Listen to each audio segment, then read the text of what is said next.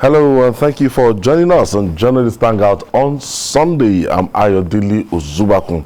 Today on the program, amidst calls for declaration of a state of emergency on Nigerian roads, National Assembly transmits road bills to President Muhammadu Buhari for assent. ICPC chairman says 257 projects amounting to more than 20 billion naira duplicated in 2021 budgets. But Budget Office disagrees, says they are 185. And later on the show, 780 students abducted by bandits in 11 months, 10 killed and 61 still in captivity. I'll be hanging out with Babajide Kolade Otitoju and Dotun Oladipo. So if you're ready, let the hangout start now.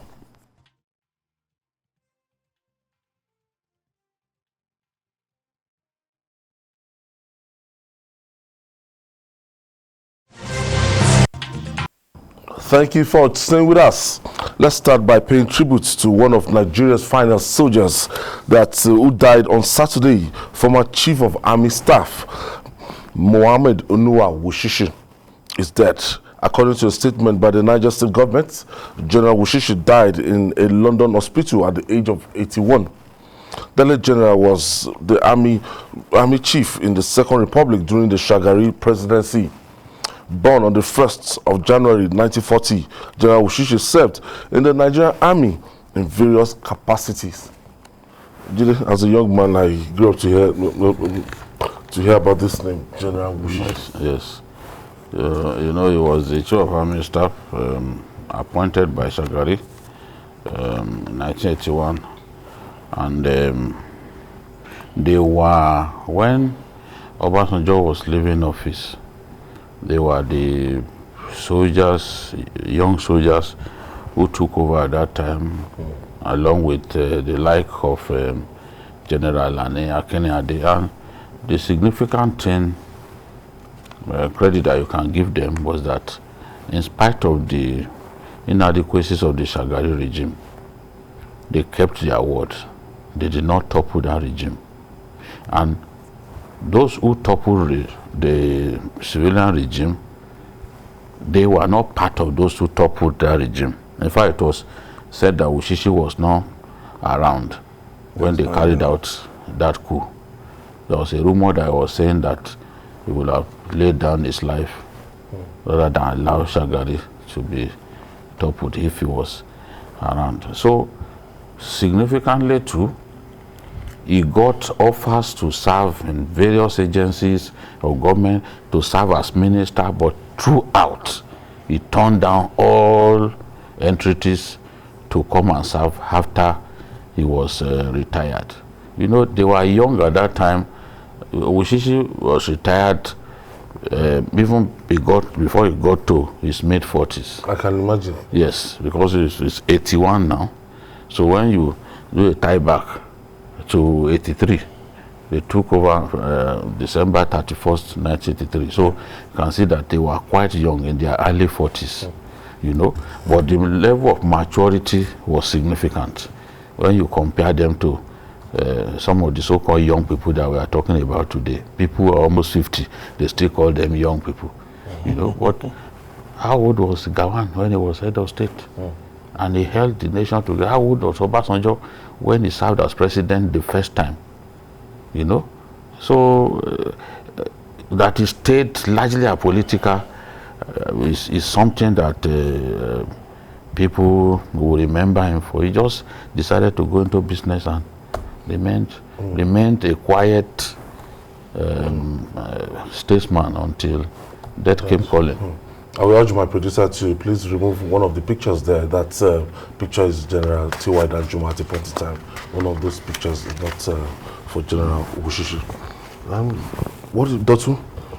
These guys, you know, the crop of military guys as at that time, it was a thing of pride to be, you know. Yes, you are quite right. And like BKO said, we've had only a few of those crop in Nigeria. When he came out of the military, if you read his profile, he went on to become a businessman. And he had the opportunity of becoming the chairman of so many boards and of so many companies. He founded a lot of them himself. And this is what I think is the pride in celebrating General Wushishi. He was not a political soldier. He was a soldier to the core. He wasn't playing politics, even when he had the opportunity to venture into it. He never really did, but rather faced business, because, like we've always said, the military has no business in governance of any country. And when it so happened, he left, and honorably so too. So I think it's worth emulating. That's it. Once you retire, if you are not indeed going to really seek elective office by standing for election, then you better do something else. Because a lot of these people that you bring in, they don't have the requisite knowledge to handle things that they give them to do, but just political appointments. Though there have been some who have done quite well, really, really quite well. You can't fault them. And you can't say they didn't know what they were doing when appointed into political offices. But some of them have done very, very badly, extremely so. And I think it's a lesson we should learn from him. The late general was the army chief in the Second Republic during the Shehu Shagari presidency. He was born on the 1st of January 1940. We pray that the Almighty God will grant the soul repose to General Wushishi, that's the former chief of Mohammed Inuwa Wushishi, former chief of army staff. And moving on now, Nigeria's kidnap crisis may be more deep-rooted than we think. It has crept into the pulpit. Operatives of the Imo State Police Command arrested one pastor, Okechukwu, and Noloba, and others for kidnapping a Catholic priest, Reverend Father Fidelis Ekemba. They were arrested after holding the priests hostage for 7 days and collected a ransom of 5 million naira. Even the clergy involved in this hot business. Yes. There was even the case of a general overseer who faked his own kidnap. Yeah. Ekiti State. Nasarawa. Okay, I read one in Ekiti State too. You know, he faked his own kidnap, you know, and was looking for a few millions as ransom. So that was supposed to be a pastor. That people call themselves pastors does not really mean that they are called. Because if you are truly called of God, and not just posturing as a pastor, impotent posturing, then there is no reason in the world for you to get involved in kidnapping. No reason. You cannot, even crimes that are lesser than kidnapping, a pastor should never get involved in it, not to talk of kidnapping. I mean, that's taking it to a very ridiculous level. That's taking it to a very, and honestly, until we come up with legislation that will punish kidnappers severely, I don't think this attitude will stop.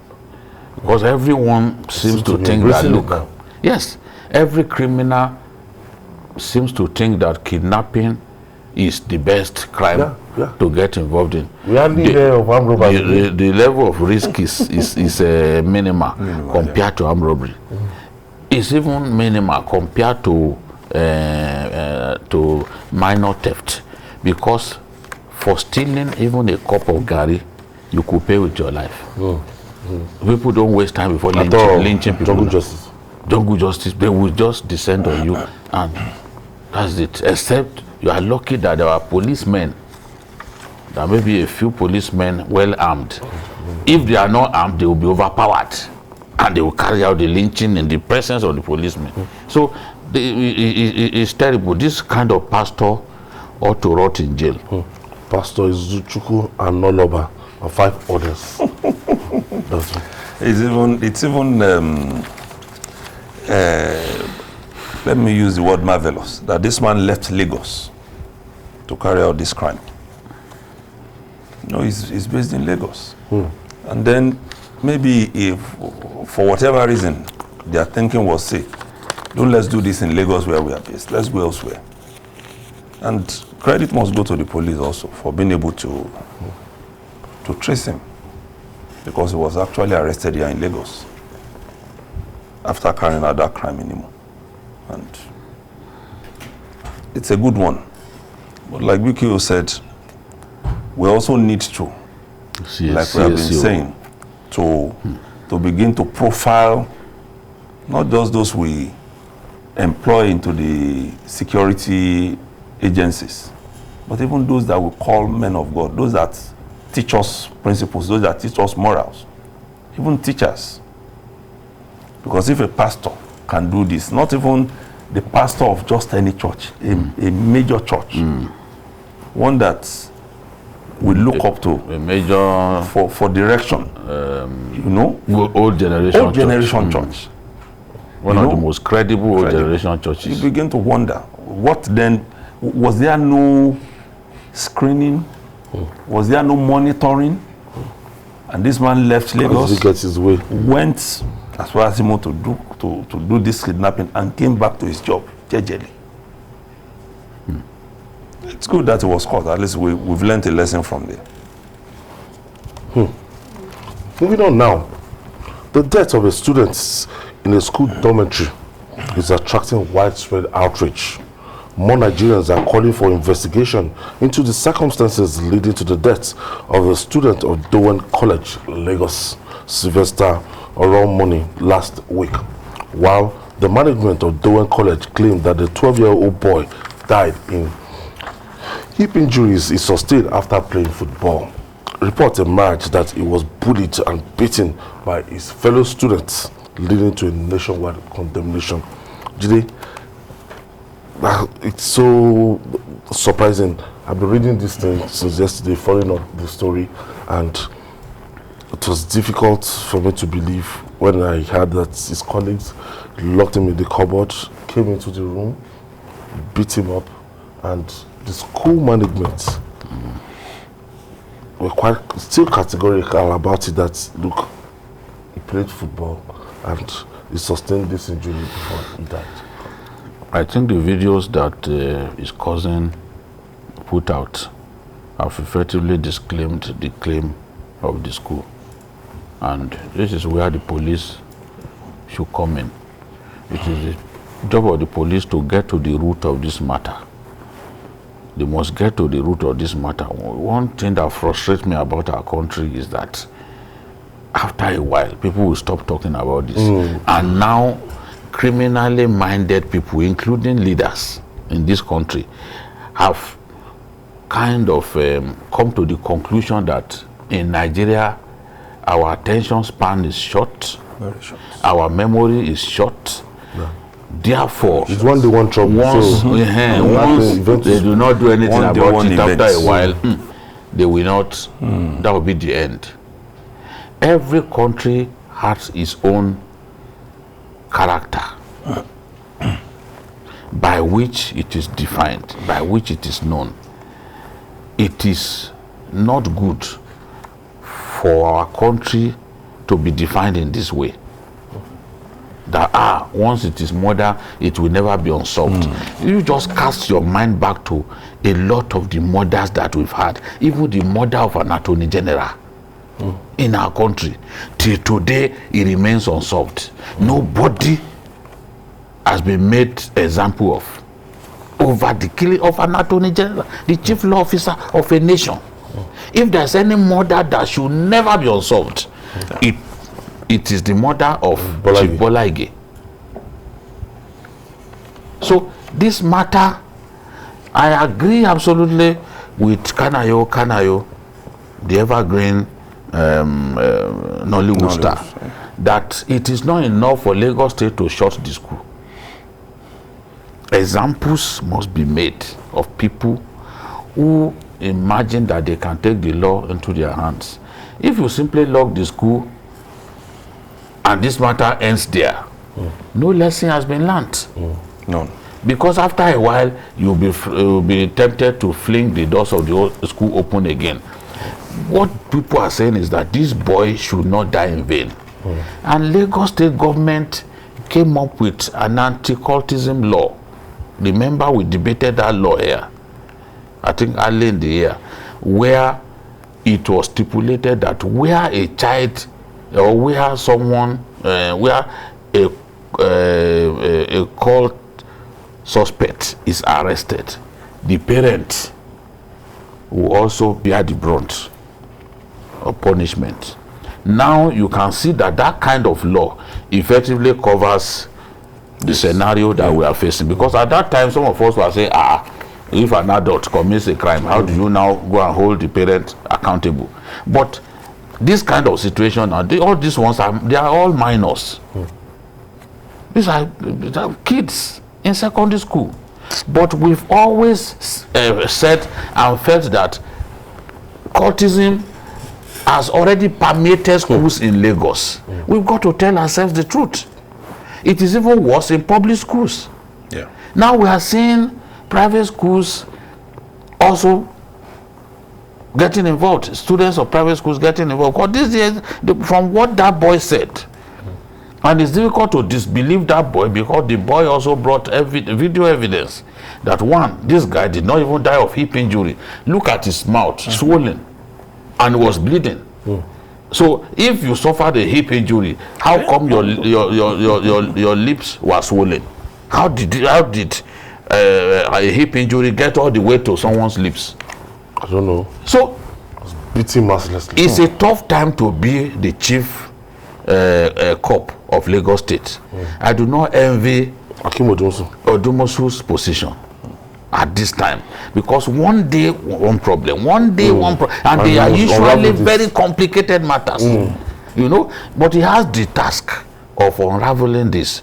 The school has to be investigated while it's locked up. We are hearing stories that they are even still going on with online. That was very insensitive. If that is happening, then it shows that there is no respect for the governor of Lagos State, and the governor has to show who is in charge. I know that the little man in Kaduna, no one would dare do this kind of thing to him. By now, because our people abuse being polite towards them, giving them respect. Our people have been checking their PLC of who by now. Yes. No. Yes, it will not even. You know, somebody was the other day on Facebook. He said he showed beautiful pictures of interconnected roads in Kaduna, and it was there is a derogatory word that I use, meaning somebody who demolishes, and now said no, say Mejara. So we now laughed over it. I said, this person repairs. You can't say you are showing us beautiful this, and then you are calling him the demolisher. I mean, so yes, people may see him as that, but they need to look at the finer things that he does. The outcome at the end of them. Yes. I don't know, how did you get here where you have cultism in secondary school? Well, 14-year-old students has being said it all. introduced to cultism. It's because we have always failed to act. It is also because, as Nigerians, we have not learned how to analyze issues and bring out the salient points in them, the finer points of what we should learn, the lessons. For instance, when this came to the fore, people began to talk about the fact that parents who send their children to boarding schools, they are cause of this sort of problems. And I ask, those children that we have left at home who attend day school, are they safer at home? Are we not hearing of rape of minors after they return from school? We just rubbish this. Are we not products of boarding school? Are we not? Some of us, are we not? Choice. People say, yes, this will happen in public schools only because their parents just give them money and they send them there. No. like BKO said, the statistics show that this sort of things happen more in public schools, not even in the private. It's just creeping into the private now. And then the big one for me is this. When we get to this point, can we as parents ask ourselves the big questions? The big question, have we done the needful with our children? Have we taught them In terms of upbringing. what they should know? Very important. Have we been able to sit with them? For instance, your child leaves the house. A secondary school boy or girl, and in 1 hour, you are not in touch with that kind of child. You don't even know what he or she is up to. You don't enter their room. You don't go into their rooms. You don't see what they do. And then you say it is because of his burden or this. All of this will happen. Even day schools, we have this Yes. scenario. Yes. Where you have even children who will go to school, they already have party dresses in their bags. And they won't return home until 8, 9 p.m. or close to when they know their parents will be back. And nobody is talking to them. There was a time Nobody is that checking them. LASU students, the cultists were killing one another. Yeah. Did they sometimes last Meanwhile, week? they didn't have LASU has never had Cases of hostels. of It's course, just there was recently also that they are outside. beginning Yes, to build outside. hostels. And it was happening in the hostels outside. Yes. Outside. So they even killed the president of the student union because he was fighting against A cultists. DPO was almost killed in Ogun State 2 weeks ago because he went to go and intervene in the we call clash secondary school. Yeah. So it's everywhere. It's Then look at it's- the it's student. what we need to Look at watch. the student that killed The teacher. a teacher. In Delta. No, Lagos. Is Badagry or is it Ekpe? Ekpe, yes. What happened in Ekpe. Delta last week? The one in Ekpe, I think, yes.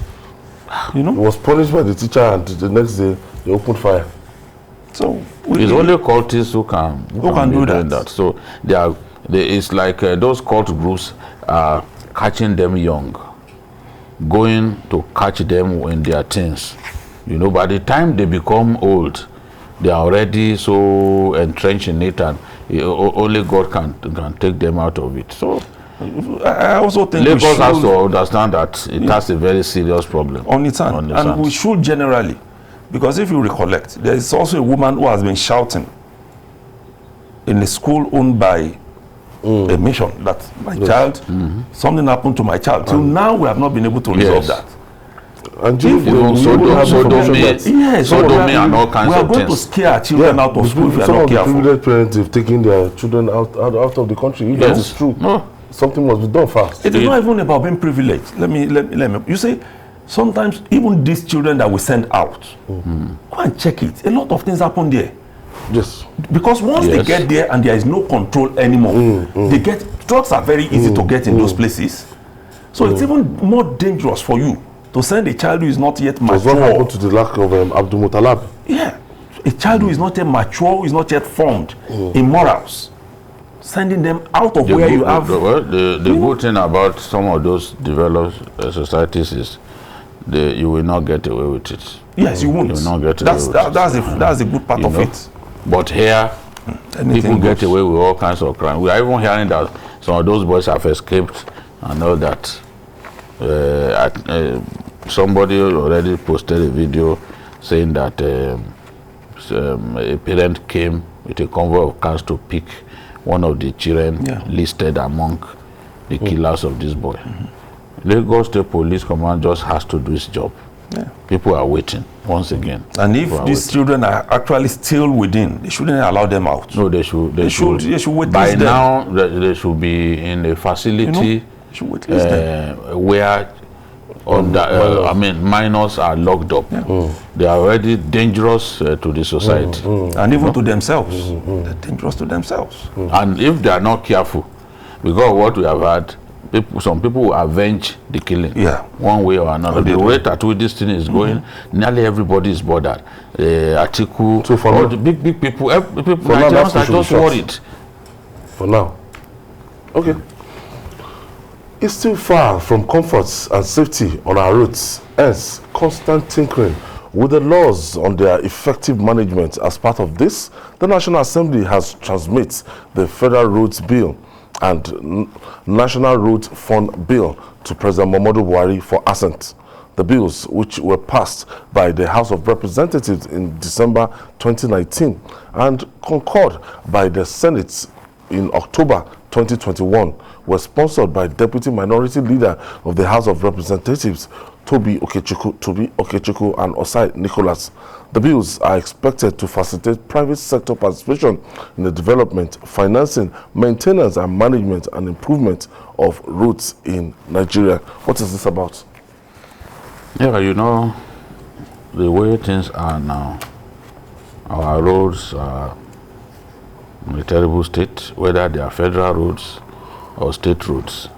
And the concern has always been, where would you find the funding to improve the state of those roads?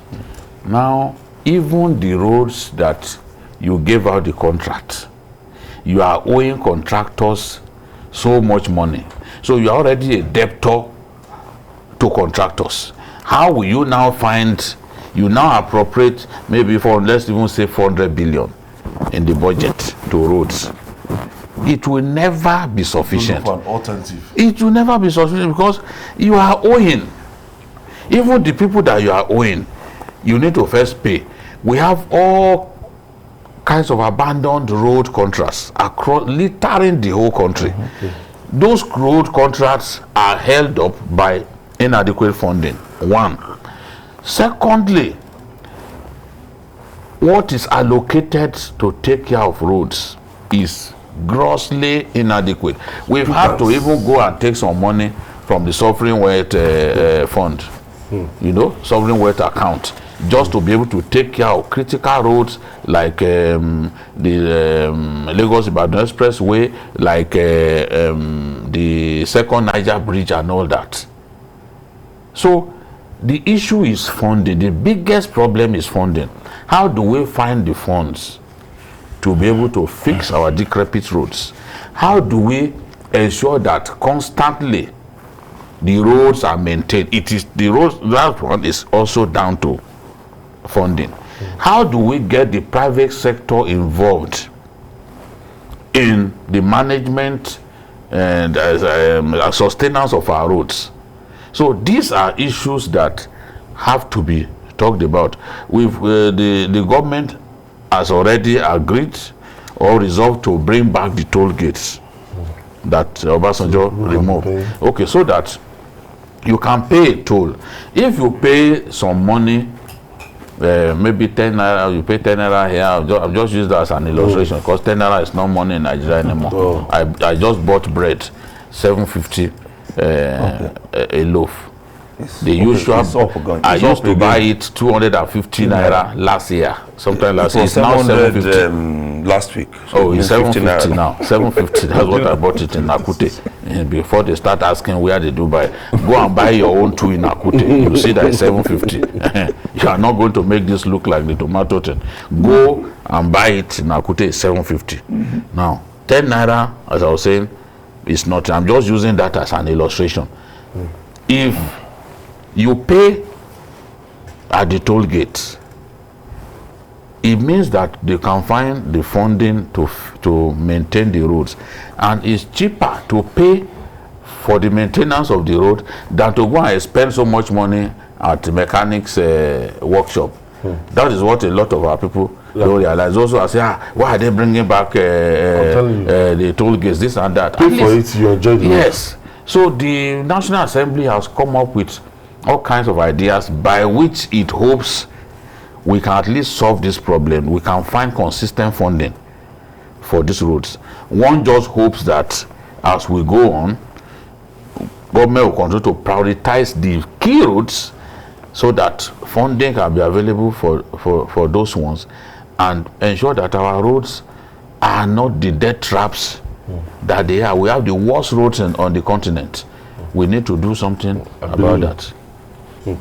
So, Dosu, this, as Judy said, it's almost impossible for us to finance this thing? Because when you look at road littered across the country, and even this administration, as part of their achievements, they've tried in terms of road infrastructure, but their best seems not to be enough because it's very expensive. It obviously can be with the cost of things in the country. It obviously can be. The best cannot be good enough. Beyond what BQ said about going to the mechanic, we also have seen from reports that the number of hours we lose to traffic, especially in Lagos, owing to insufficient or bad roads, it's enormous. Enormous. It's also as a result of bad roads, in most cases, that kidnappers are able to operate. Yes. It's also as a, because where you slow down, they come out of the bush, and then they latch on to people. Even police funnily use bad portion as roadblock. Yes, so that you won't be able to move away. Okay, but joining us from our Abuja studio for more discussion on this is the chairman of House of Representative Committee on Works, Honorable Toby Okechukwu. Thank you for joining us. Thank you for having me. I've changed status. I'm Deputy Minority Leader now. Okay. I was Chairman House Committee on Works 2015 to 2019. Yeah. Okay. Now, can you tell us what this bill is about in the National Assembly? The bill that was passed when we came in 2015, we looked at the spectrum of issues in the Ministry of Works. One was the practice in the industry, which we had to propose the amendment of the current act. Second was the management and ownership of assets in the Ministry of Works. We had to propose the Roads Authority Bill. Then the issue of funding, we had to propose the Road Funds Bill. So it was going to deal with the tripartite issues that we had in the industry. So, but the president was able to sign the current act. Unfortunately, the Road Fund Bill and the Roads Authority Bill were not signed. Now, presently, the Ninth Assembly has re-engineered those bills, and they have had to concurrence in the Senate, and they've been transmitted to Mr. President. The road fund will deal with sustainable funding of roads. Actually, you appreciate that the budgetary intervention annually is inadequate. Yes. A ministry or an agency that has close to 5 trillion commitment, contractual commitment, but budgets 200 billion annually with an outstanding liability of about 420 billion. You need some extra help. So the road fund is proposing, is going to be a repository of funds that you can get from road user charges, from various sources, including tolling, including through weighing bridges. But it becomes a fund that will be used as a basis for maintenance of roads. The annual budgetary appropriation becomes an intervention. So you need such seed capital to be able to make progress. Then if you deal with the Roads Authority Bill, it deals with the framework for sustainable development of roads. And I believe strongly that these bills are before Mr. President now, and we need to have some level of advocacy for him to get it signed. Give us a sense of your own evaluation of the state of our roads as someone who was chairman committee on works for so long. Give us a sense of what you feel either in your constituency or even moving around our country? Yeah, I'll give you very clear-cut examples.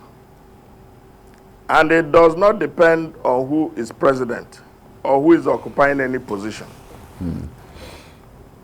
If, for instance, you go from Abuja from Suleja to Mina, you'll find out the deplorable state of roads there. We have had 2 presidents from there. If you go from Kano to Katsina, you'll find out that the road needs some intervention and help. East-West Road, in spite of the fact that it leads to Otroke, could not be done. And is still a growing concern. Yeah. If you move from Lagos to Abeokuta, you'll find out that the states are deplorable. Then you look at Enugu, Port Harcourt, Enugu, Onitsha. They are in a very poor state. So the state that we were 10 years ago are the same situation. From Abuja to Abeokuta and down to Lokoja is the same. You would have witnessed protests in Abuja-Kaduna Road, and then you would have also witnessed protests in Sapele. So these are very evident issues that we are hurting as a country. And you can imagine that the process of Road Fund and Roads Authority started in 1971. People have come to learn how we are trying to address our problem. They've gone back to their countries to, have these bills enacted into law. So there isn't anything, the president can't even help himself, the incoming president can't help himself unless we find avenues to address these challenges. And the avenues to address them is the assent of this bill. There isn't any way somebody who is budgeting 200 billion and he's owing 420 billion and he has a contractual commitment of 4.2 trillion will go anywhere. So the funds is simply not enough. The roads are in bad state, and I can tell you, if we continue in this situation for the next 10 years, there isn't anything that will change. Now, many people have also posited that in our country, we are so interested in awarding contracts for this, for that road, for that water project, when we can actually get the private sector involved in build, operate, and transfer model. Where do you stand on this? Well, thank you very much. The PPP arrangement is a good model, but it has to be operated under a framework. And that is a legal framework. And that is what those bills deal with. You will remember that just about 4-6 months back, there have been talk about intervention by Dangote. There have been talk about intervention by MTN and Transcorp and some other private sector companies. But under which platform? Under which legal framework? These are good policies, but it must be done in such a way that it is sustainable. And that is what the bill does. Most roads in other jurisdictions are funded from the private sector and by citizens. In the past, we complained about toll gates that people were pilfering, they were not reporting to government. The roads have become intelligent. Your CCTV can give you immediate report. You draw a rope across the road, it gives you the numbers. You can also do e-tolling. And let me tell you, Jide and my friends there, the point to make is that it is not just possible for us to sustain this situation. It is much more expensive for us to drive a car and spend 5 hours on Enugu and Onitsha instead of getting the roads in good shape and doing just 45 minutes. The same thing goes for Abuja Kano, and the same thing goes for Abuja to Lokoja. So I'm in all fours with private sector participation, but it has to be done under a framework. cannot be subject to the whims and caprices of individuals. Otherwise, let me say, for instance, the mooted idea of intervention by NNPC. What if they change the managing director? What if the Minister of Works is, goes, and the person who comes and says, look, I don't know what you're talking about. NNPC, whose scope of work is to do refineries, harvest crude oil, and transport them to destinations, is going into roads. Look, I got no money for it. But if it is under a legal framework where there is a contract, where the road fund bill comes into place, and then roads authority comes into place, and there are legal persons that can undertake contracts and deal with private sector companies, you can do that, and you cannot be seen to be breaching the contract. So I believe that private sector participation is good, but it has to be regimented. It has to be tailored towards a sustainable model, and that is what we are talking about here. Are you convinced that the bills can give us the money to fix all the bad roads? Yeah, well, it may not give you all the money, but it becomes a seed capital for you to start. First and foremost, if you do an audit of the roads, you'll find out that there are roads that have 50,000 traffic per day. There are roads that have 10,000. And the level of utilization of road determines the level of input you have to make and the level of deterioration they experience.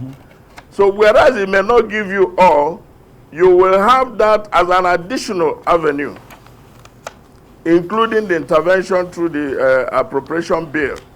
And moreover, you can also, as a body that is corporate and can take loans, you can also do interventions on road development.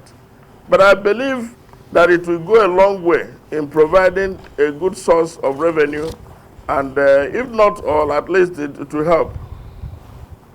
Okay, but what about all this flip-flop in our policies? It's something that Nigerians have been worried about.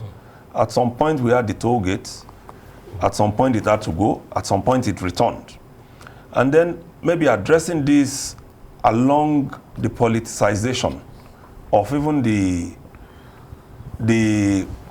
obligations that we entered into. I would prefer if a government says, okay, we have signed this with this, another government which is not favorably disposed to the company comes in and says, we are giving it to that. Are you considering those two issues alongside what you are proposing now? Yeah, what I'm saying is that when you operate under the rule of law, any breach, any intervention that is outside it will be very clear. And the expectation of the Nigerian people is that you operate under the law. So political intervention and the law is what cures it, that makes it possible that you have a framework for operation. But if you don't have a framework for operation, anybody who comes will just jettison anything he wants to do. So there's going to be interference. I remember Jide asked a while ago, there was a question regarding continuing to award contracts. You cannot stop it because it's always a pressure point. People are having their roads expanded, the roads are deteriorating, and there are no repairs. So you can have a representative come, he'll put you under tremendous pressure to award his road. The only way to cure that is to have some of these roads go to private sector, let them be sustained. And as a matter of fact, I will posit that if we want to solve the problem of unemployment, the way to go is to go into maintenance. If you give a contract for 2 years, you finish the contract and you are gone. If you concession a road for 40 years, you will hire engineers, administrators, and technicians for 35 years. And that's the lifespan of their work life. So that is the way to go. And when you put an armada of engineers across Nigerian roads, you find out you don't have even enough engineers. So interference will continue to come, and once you don't begin to deal with the problems, they will continue to multiply. I would like to ask you why the National Assembly felt that Federal Roads Maintenance Agency had to go. What was the thinking behind this decision? FEMA.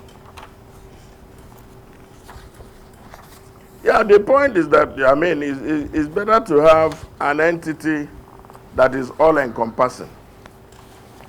FEMA, as it is to do, it still goes cap in hand begging for money. And that money is not coming. So when you have a roads authority bill, as you have in other places, it will have a large department for maintenance. There will be synchronization of efforts. There will be departments for new road development, but under a very clear-cut management. So we can't continue creating all manner of agencies with multiplication of personnel. But FEMA, as it is today, is not fit for purpose because they are still expecting to get money from public treasury. But if we have this roads authority bill, which will also absorb FEMA, then we have a department that clearly deals with road maintenance and will be much more efficient. And the interface between the road development and road maintenance will be effective.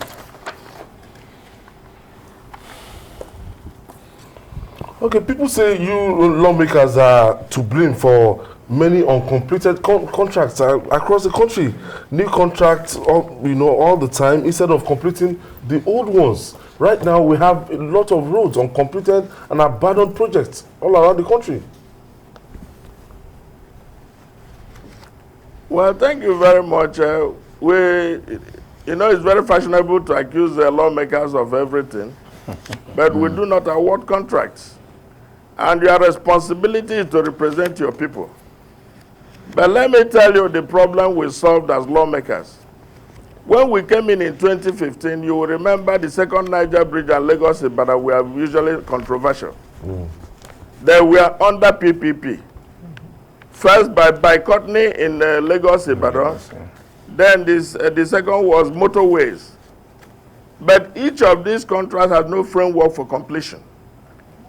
The second Niger Bridge was also on a PPP, with federal government paying 30 billion.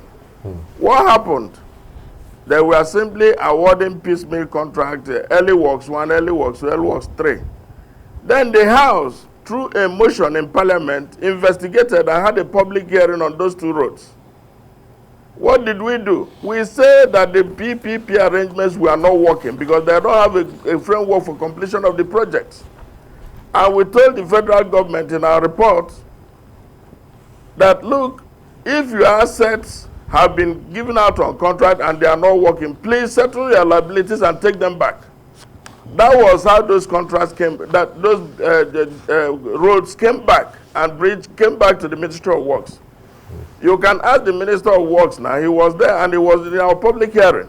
And he said clearly that the things were not working. And we asked them that they should take back the assets and begin to work effectively. That was how Lagos Ibadan and the second Niger Bridge and Abuja Kano had to be brought within the realm of Sovereign Wealth Fund. And those are the only roads that are guaranteed to be finished in this country. You can take that to the bank. So any other one is just as, your guess is as good as mine. No, I think the point that Ayo was trying to raise was during budgeting, the average lawmaker will push for certain road contracts to be brought to his constituency so that your constituents don't accuse you of not representing them effectively. And in the process, projects that were started the previous years, funding that ought to be released to complete them get diverted to new contracts. I think that's the point that he's making, because at your level as a lawmaker, you're able to influence projects to your constituency, though you do not directly award contracts, but you are capable of influencing new projects to your areas. Babajide, in every jurisdiction, lobbying or influence is not a crime. I know. But you know, it spreads your funds thinly. If you are not there to represent your people and lobby for road projects, what are you there to do? But what I'm telling you is that the pressure points for our communities, for the national road network, will continue to increase. It didn't start today. It will continue to increase until we have additional avenues. Our problem is revenue, not the number of roads. People have to get to their homes, and people have to do roads that, are important to their people. But let me tell you clearly, the position of lawmakers is that funding of roads is a priority, and these roads that are being awarded are critical. Even if you stop awarding contracts as proposed by the minister, I agree. But you need 7.4 trillion to finish already existing contracts. If you stop it, you cannot finish based on 200 billion per annum. You can't finish it in 20 years. It will even So degenerate. we have to wear a thinking cap and think on how to solve it through other means. We'll talk to him again. I want to thank you, Honorable Toby Okechukwu. Thank you. He used to be the chairman of the House of Representative Committee on Works. Thank you for your intervention today. Jide? Yeah. Thanks for having me. And hopefully you'll be back to talk to us Again. on this bill and road projects in our country, because it's a continuous issue. We hope that someday we'll be able to look back and say, yes, we've done something very significant in addressing the big problem of decrepit roads in our country. And it's a big deal when you have thousands of kilometers of roads across the country that are not motorable, or you end up in the mechanic workshop or even in the doctor's place, because these things are stressful. Very stressful. Good. And the truth is this: Nigerians don't mind paying for services. That's what we have seen, especially when you look at it from the area of power and telecoms. We have been complaining about charges and all the rest. But if you get the service, for instance, the power companies are telling us, we give you power for 20 hours. You pay more than the people I will give for 8 hours. So it's your decision, it's your choice. At that point, if one network is not giving you the service, you move to another. Yes, You port. We don't have the opportunity now. They introduced that language. The port. Yes. I'm porting. You port and you get your service elsewhere. So what we want as Nigerians, even if we have to pay more, is let us even see what we are paying for. Let's see what we are paying for. Because it can even make the difference between life and death. Exactly. Good roads can make the difference between life and death, because some death traps, when you travel on them and you are not used to the road, honestly, anything can happen. Anything can happen. Anything. All right, we'll take this break. When we come back, we'll talk more. It's still Journalist Hangout on Sunday. Please stay with us.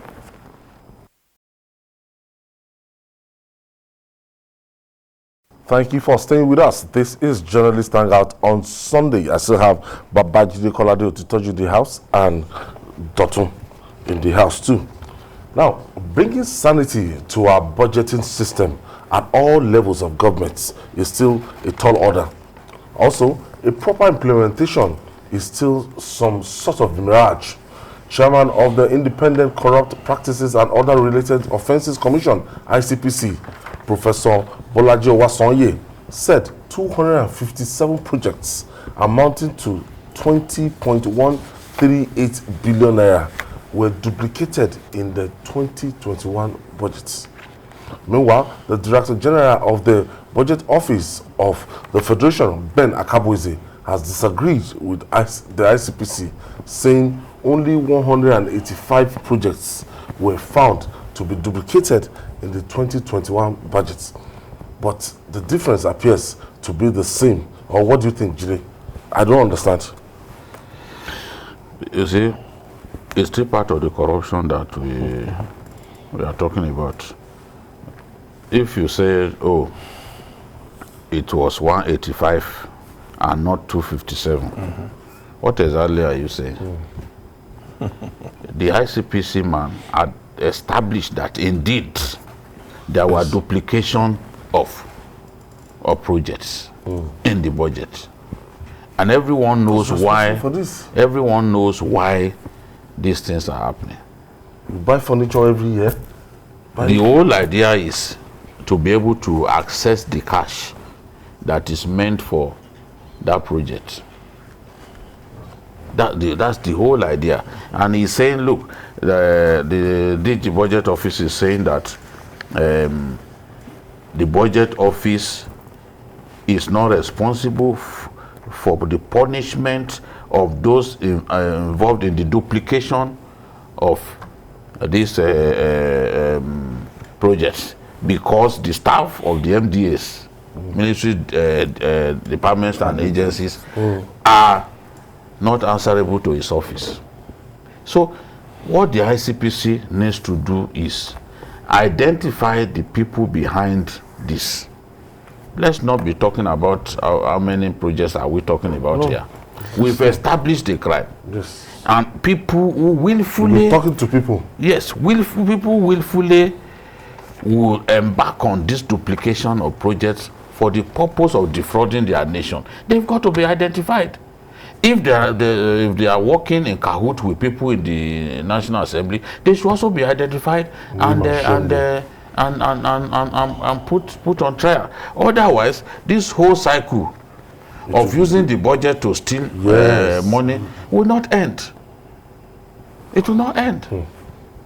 So I think the crime has been established, and I commend the ICPC at least for this due diligence that they have done. It's a lot of money.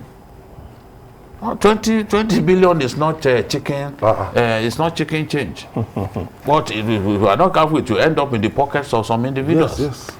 I mean, too, I'm always wondering when I see ministry, all these MDs, and you check out their budget for their kitchen, maybe budget for Aso Rock entertainment allowance and everything, and the same thing will come up every year.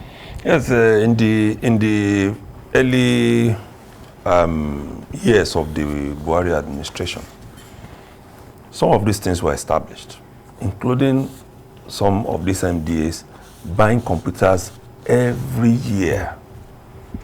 They keep buying computers every year. And generators. And generators. You ask yourself, is it every year that your computers go bad? But on this specific case, this is one of the things I find very saddening about our country. That is the response of Ben Akabueze to this issue. It sounded, the word is not, it sounded very insensitive to the plight of Nigerians. I was talking about Do we even have it at all? It was not about Is it human normal? errors. So if you are talking about 250 something, You are sounding and you very are giving sensitive. 150 something, You are now giving sit us figures. You are saying That 20 human beings are billion. meant to make mistakes. You are saying 20 billion is 0 point some. I mean, do you know how many health facilities 20 billion can set up? Yes. Do you know how many boreholes Nigerians you can sink? that 20 billion can change their lives completely? 20 billion. Do you know how many Nigerians lot are of looking money. for just 200, 300,000 naira to buy Okada, to be able to move from one point to the other That's to do the their allocation of businesses? Kogi State in 5 months. So when you now talk like this, I begin to feel that completely the country has lost it. Because what Akabueze should be talking about is how to bring these people Yes. to vote. And now to ensure that it doesn't happen And again. ensure that it doesn't happen again. Yes. The Block these processes loopholes. that we will put in place. How do you begin to say it is only 0 point something % of the budget? Who cares? It means that If this same set of people steal 20 billion this year, they steal it next year, they steal it throughout their 35 years of being in service, and they are a caucus, not too many. Do you know how much would have gone into their own pockets? And Nigerians are suffering. Do you know what 20 billion can do on a particular road? So some of these things we need to begin to look at how our public officers, how they react to us as Nigerians. We are saying something is wrong. You are saying yes, it is wrong, but you are defending it. It's sure my producer is trying to get us through Larry Suraj. Is Larry Suraj there? It's disappointing. That response is quite disappointing. I'm even quite disappointing. The situation we must try to create is a situation in which human interference in these issues are brought to the barest minimum. Our budget making process, we should try our best to limit the capacity of wayward civil servants to inject all kinds of unwanted stuff into it. Coming out to say that errors will be made, that we are human beings, that is not the issue. That's like calling a deliberate attempt to steal or mislead everyone a human error. That's what he has done. Remember some years back, that's what he has done. In the budget, in the budget, when the National Assembly were working on the budget, they discovered a ghost school. A ghost school complete with vice principal academic, vice principal admin, the full retinue of staff of a ghost school. Collecting allocation. Yes, a ghost school. Now, are you going to say that a ghost school suddenly materialized as a matter of human error? No. Or by design? It must have been by design. You see, the people that is calling their activities an error, he does not know them. He does not know them. That is deliberate. Wherever they are, they will be laughing. That, oh, okay, he has defended us. He said this, that it's an error. These people, this is what they've been doing for years. Look at, that's why I always pray for Yaradua. Yaradua, when Yaradua came up with his budget and they tinkered with it at the level of National Assembly, said, no, this is not my budget. I can't recognize it. Yes, this is not my budget. You know? And that was how, for the first time, we punished, during his time, we punished people for even spending unspent funds. That is money appropriated in the budget that was not spent. That should be returned. There was a tradition of spending that money instead of returning it to the treasury. When the money comes, we just share it among the boys. That's why we carry everybody along, we share it. Stupendous. And then the minister said, no, that I will not get involved. You can share my own. They allocated to the minister. And the minister said, no, I do not. I don't want this. I don't want it. But they ended up splitting what the Yorubas call akwele, sharing what was meant for the minister on top of everybody. This is what we do. The man in the budget office is been in Abuja for some time now. By now, he should be aware of. In Lagos. Yes. By now, he should be aware of the antics. He should not see some people. He should not give some people benefit of the doubt, because they are inherently corrupt. He was saying that those who should be punished are those who willfully decide to make this kind of mistakes. But you are not even talking of 2 projects. You are talking, going by his own figure, 185. It can't be human error now. This can't be human error. It's deliberate. It's deliberate. It's deliberate.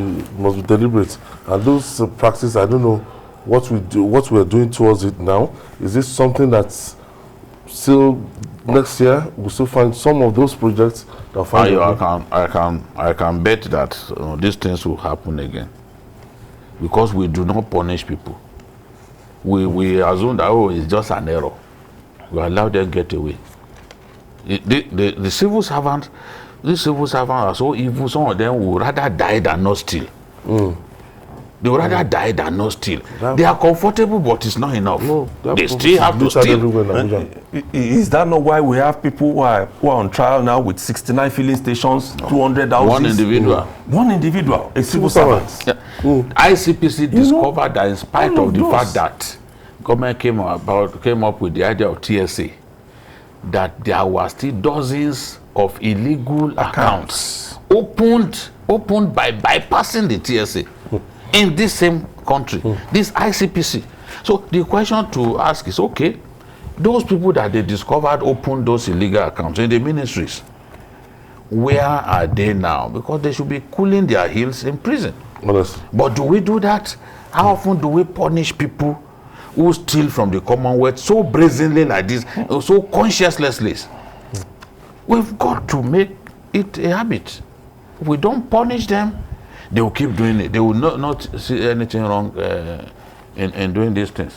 And the budget that you are even looking for money to finance. To finance. And we don't Look at even all the MDAs where you even have people doing whatever they want. It's I mean, go through some of these cases that are on now. You find the chairman of a particular agency on trial for taking so amount, and in billions.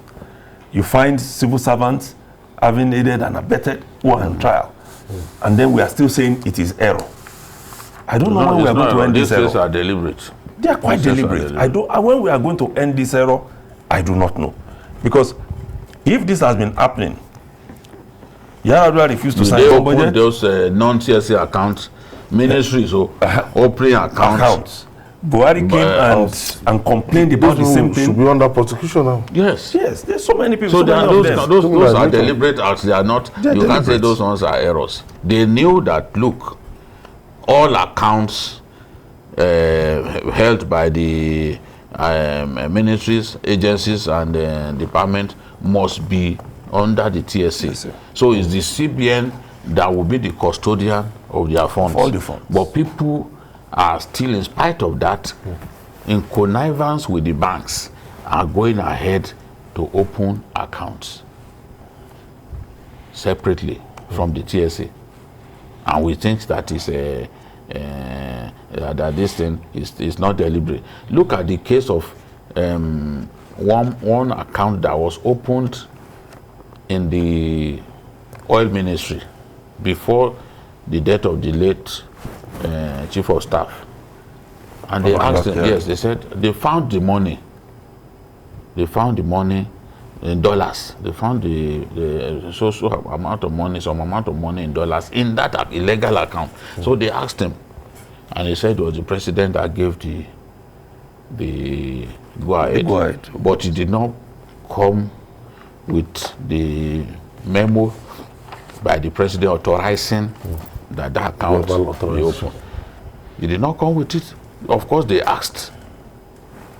So everything that is being done to ensure that we defeat corruption, people will deliberately bypass it. Deliberately, that is how they live. They do not think that it makes sense to make money genuinely. They think that they must steal from the rest of us for them to be happy. I mean, it's just terrible. Just terrible. When you look at the number of people, the number of civil servants mentioned in corruption cases and what you said earlier, and you will understand that that's why we have all these directors, big palm secretaries. Their lifestyle is not incommensurate with what they earn. Well, it's becoming very obvious now that the civil service is somewhere that needs attention. I've always said it. It's not such a popular position, but we have to look at the civil service. People say that employment by government into civil service is supposed to be a social policy, sort of, that government must provide employment. Whether those people have things they are doing or not, they must be there. And despite the fact that we spend so much on them in terms of salaries and emoluments, this is what we still get. Because if you ask me, for instance, we've all been talking about our refineries not working. Do we still have workers there or not? Are they getting paid or not? They are getting paid for doing nothing. And their salaries are extortionate in nature. Huge salary. Yes, and then huge salary for doing nothing. So what? So some of these are the things we need to begin to look at, so that we can even account for what each person is doing. Because if you need to prepare a budget and you have about 20, 30 people doing it in a particular, who do you pick? Who do you begin to look at? But when these things are streamlined properly, so you can begin to know where these errors, as called by Ben Akabweze, can be traced to. You can begin to look at it. Okay, you committed this in this, but where if you have a private company that has not been generating profits for years, would you rather keep the staff? You won't. That's what we have with the refineries. Refineries are not refining a drop of crude oil, but they are earning some of the fattest salaries that anybody can think about. I have anti-corruption crusader Larry Surat joining us. Thank you for joining us, Larry. Yes, good afternoon. How are you, Ayo? Yes, thanks sir. for having. Very well. Now, looking at this finding by the chairman of the Independent Corrupt Practices and Other Related Offences Commission, ICPC, that's saying that 257 projects amounting to over 20 billion naira were duplicated in 2021 budgets. Don't you find this worrisome? Year in, year out, you begin to see things like this in our budgets. Yes, we don't have money to finance these budgets. Well, thank you. I think our surprises are just coming from the fact that it is the first time that it is being said by the anti-corruption agency. But other than that, it is the usual practice of the civil servant.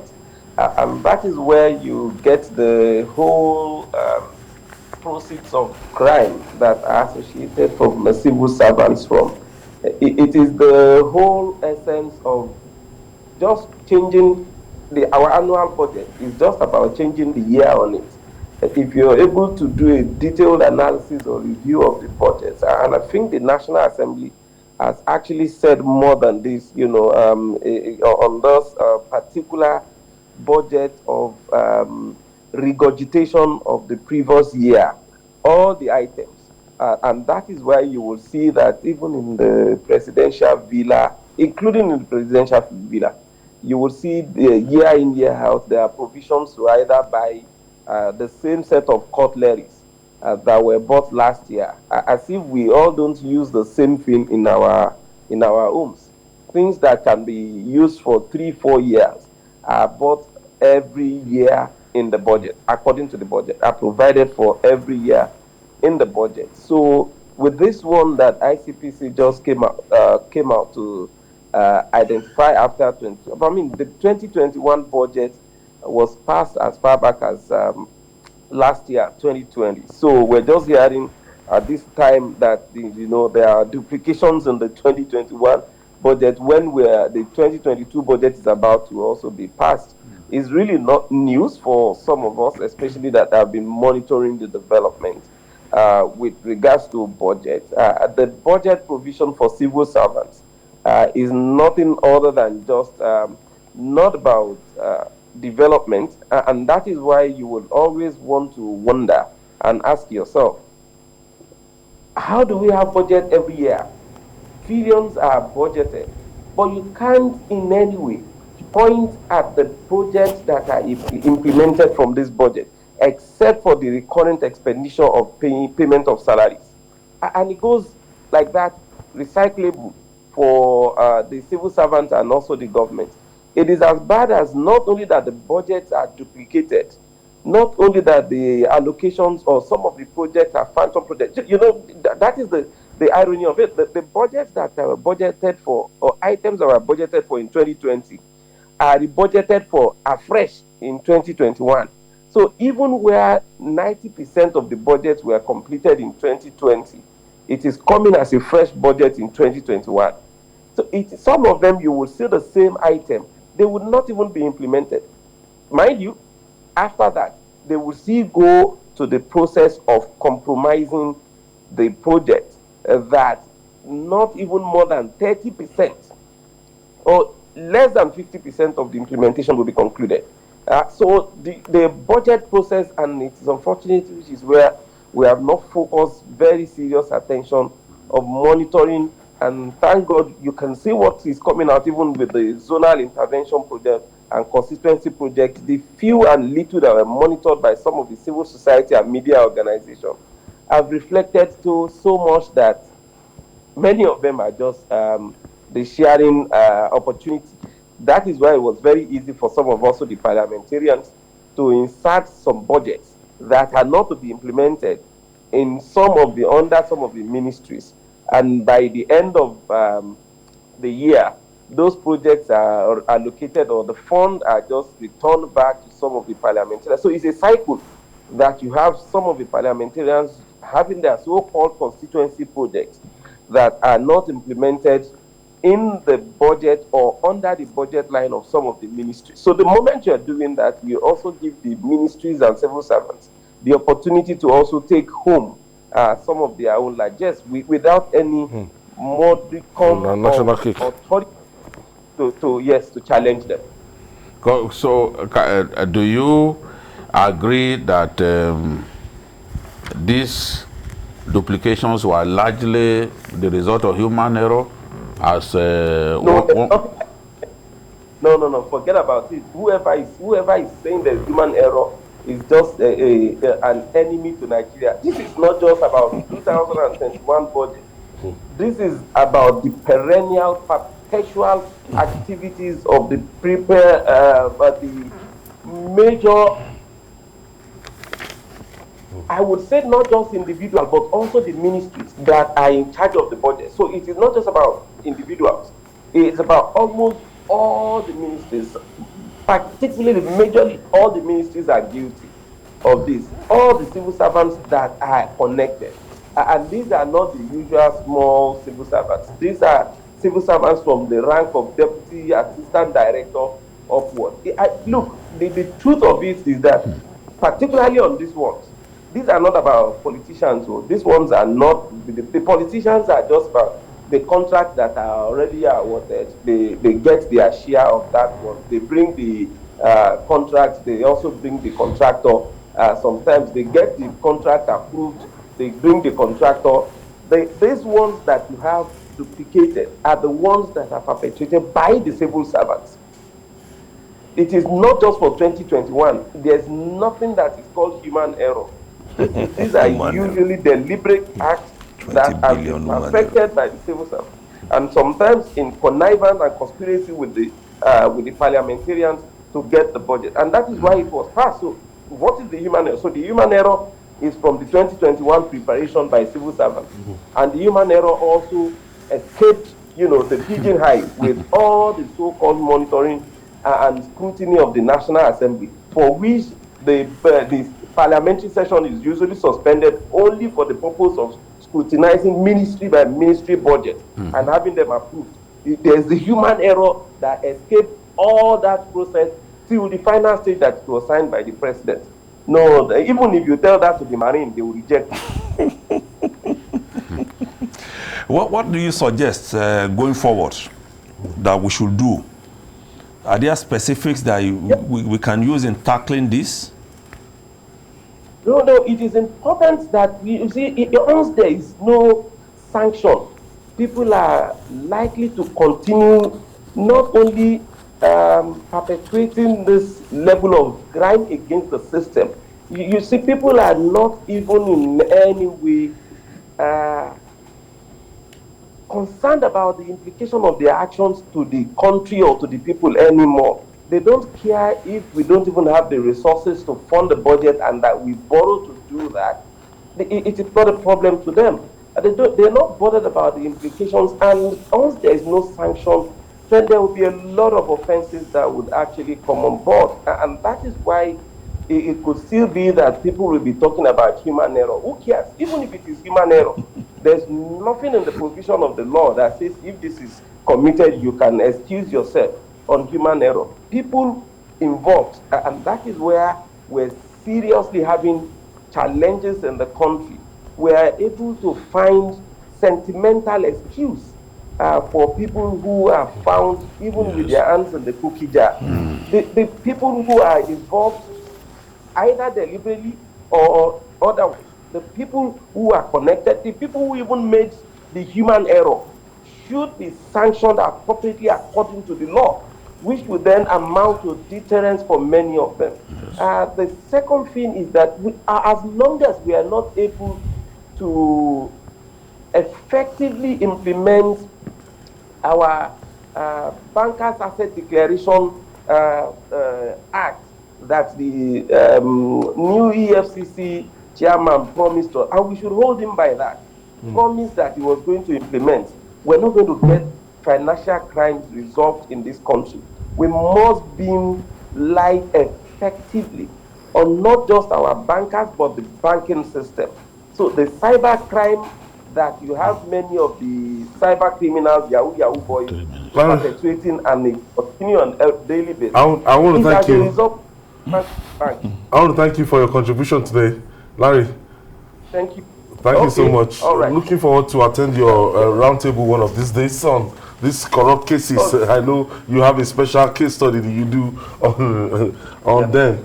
Thank you so much. Yes, thank you. No problem. Larry Suraj right there. I think I agree with him that we can't look at this and call it human error. Then why did they take this long? Isolated one. Because this budget cycle has ended. It has. It will end by the end of December. And we are in December. Yes, so we are just discovering this now. No, that's not right. Okay, and finally, that the future of school students in Nigeria is bleak due to insecurity is no longer an overstatement. According to a report by Amnesty International, about 780 school children were abducted for ransom in 2021, with 61 still in captivity months after their mass abduction by bandits. In a statement, the group noted that thousands of children in captivity are experiencing horrific and degrading treatment in the hands of these bandits. They don't have the wherewithal, they don't have the food to feed them, they don't, it's just something that's act of wickedness.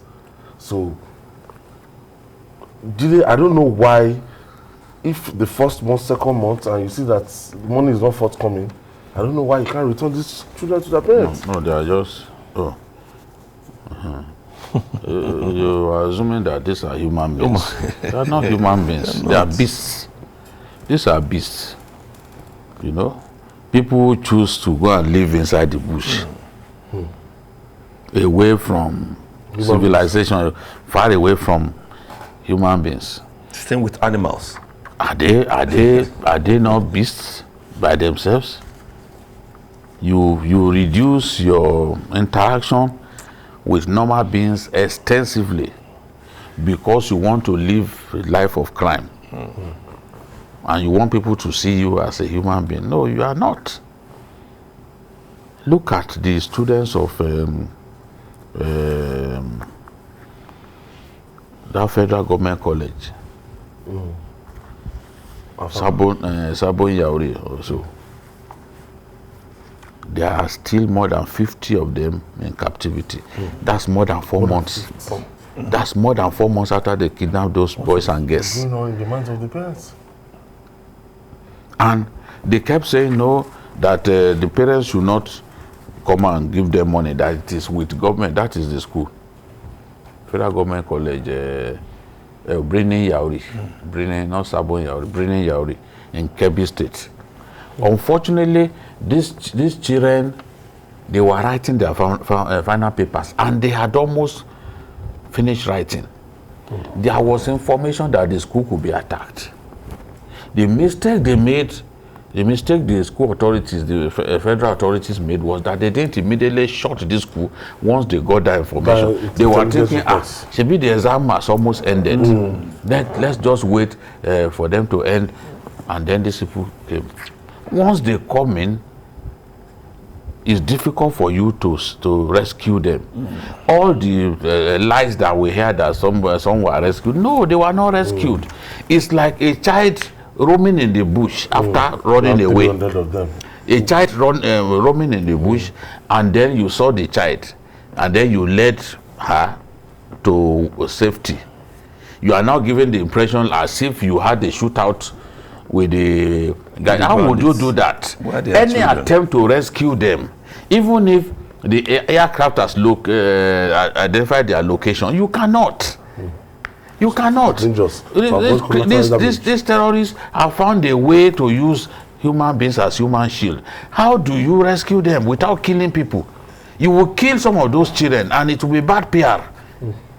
So they too know that once they have kidnapped these people, they are the people in the position of strength. You are the one to appeal to them. You cannot use force to take those children back. And that's what, when I first read that, that the aircraft was cycling the area and that they are surrounded, I said, bullshit. The person who is coming out with lies that they are surrounded doesn't even know the size of the area. Is it that easy to surround? Surrounded where? So the people who try to escape, I think about 2 of them or so escaped to the former Brigadier General Ayuba, the late General Ayuba's village. So from there, they now help them to get to safety. Not that they went to rescue, but the language you read in newspapers is, that's our rescued. How? 4 of them. It also happened even in Kaduna, where they kidnapped those students, the students of that forestry school. Some, I think 3 of them were released on health grounds by their captors. We now read that they were rescued.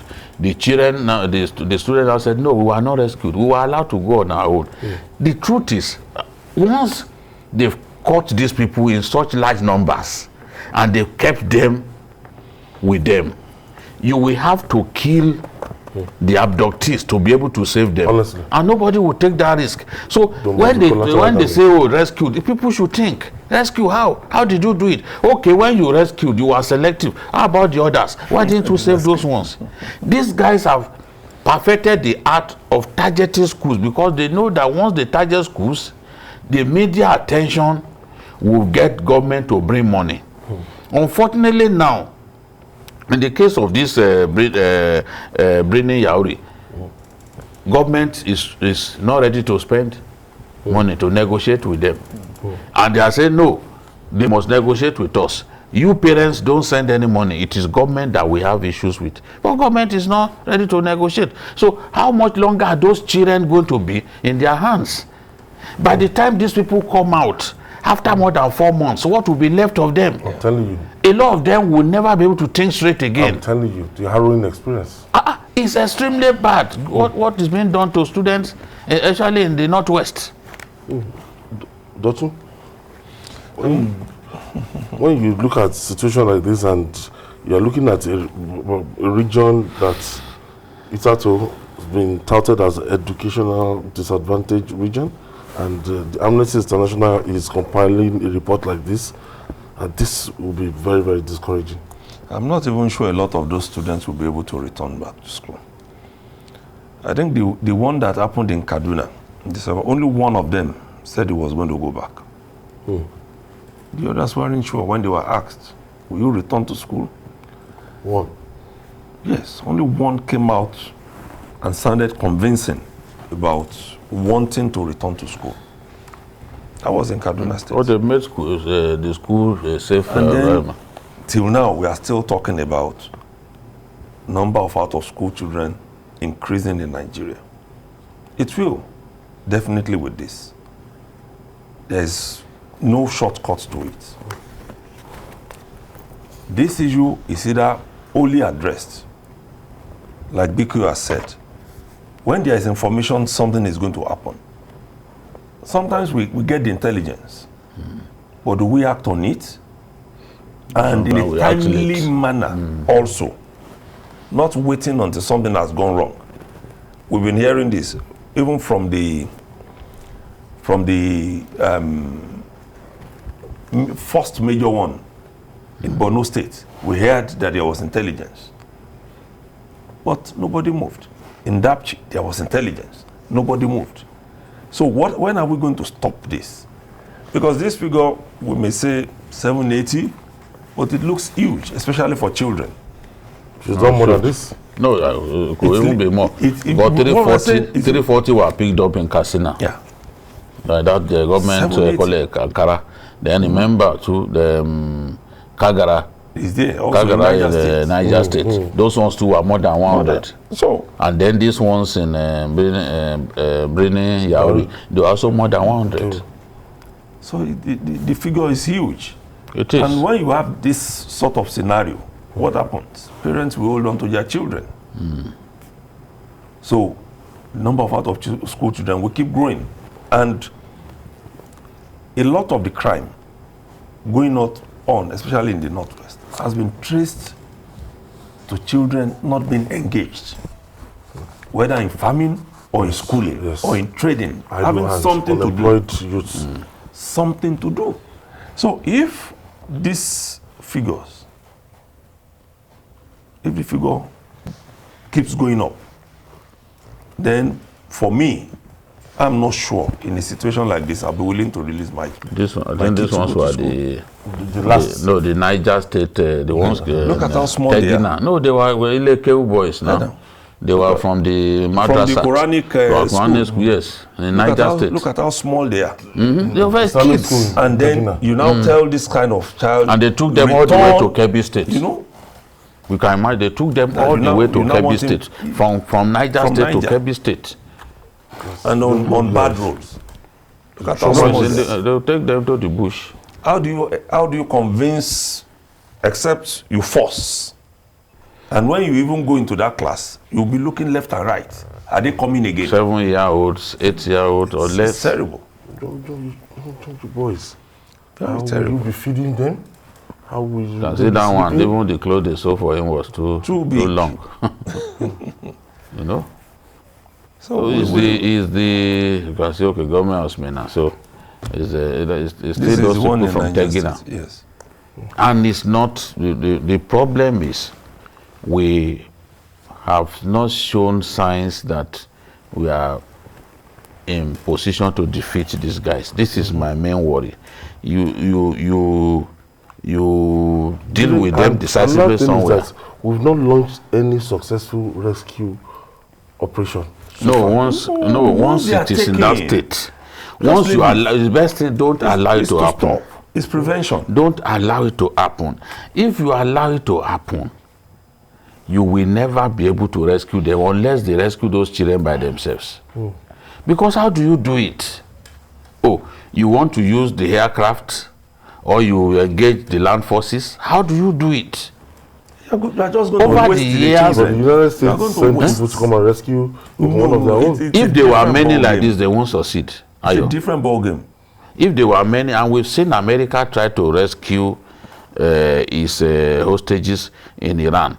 You saw what happened. And they get killed. They paid with the lives of those people. If it is one or two individuals, with not many, before the Americans would do it, like the one they did, they came to Nigeria to do. It's not a case of many persons, it's an individual. They will have done their simulation of the operation, the location, they know the number of people guiding that individual. These boys now and girls that were kidnapping, bringing, you saw the people guiding them, you saw the kind of weapons they were carrying, because they released the video. There are many. And more than 200. There are many. So arms. In a situation like that, how many people do you want to kill? Even the Israelis too. There are times when they see that rescue will not work. They will eventually negotiate. But they will come and tell you that they don't negotiate with terrorists. But you can use third party to negotiate with terrorists. I have Ololade is calling me from Ilorin, Kwara State. Thank you for joining us, Ololade. I'm Ololade from Ilorin, Kwara State. Yes, go ahead. I so much appreciate your discussion. Thank you. We appreciate you. Well, it's unfortunate that we are witnessing this type of scenario in this country as regards to it's all borders on corruption. And you don't need to deceive ourselves.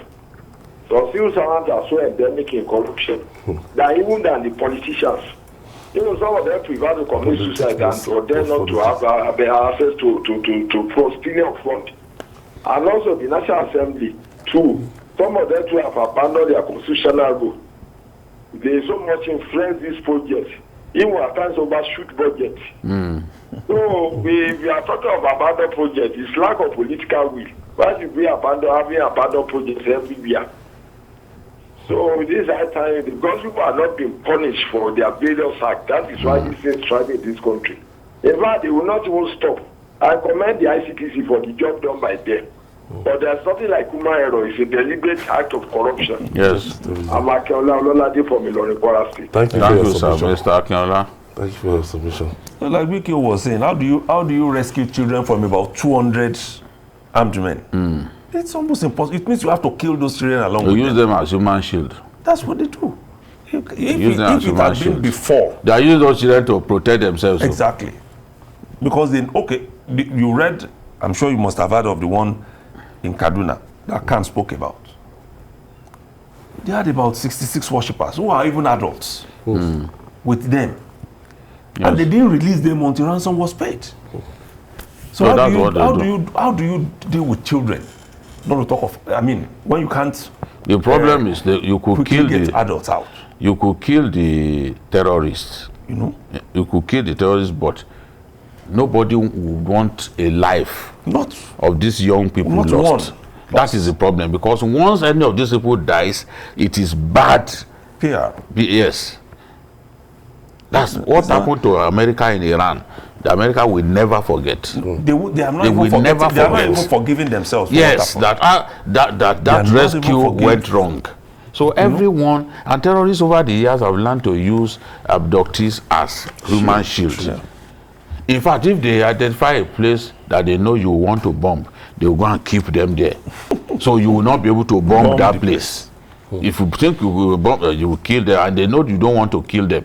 That's what these guys are using, all these terrorists.